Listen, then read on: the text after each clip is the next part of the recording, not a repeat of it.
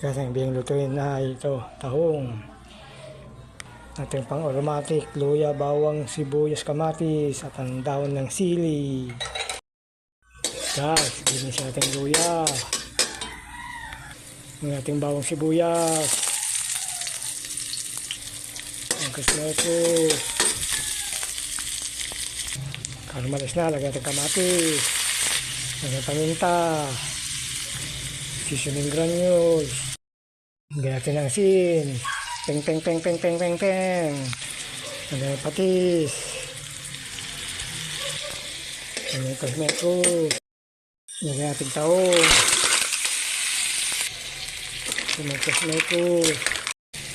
Lagyan natin tubig. Lagyan natin kumulo.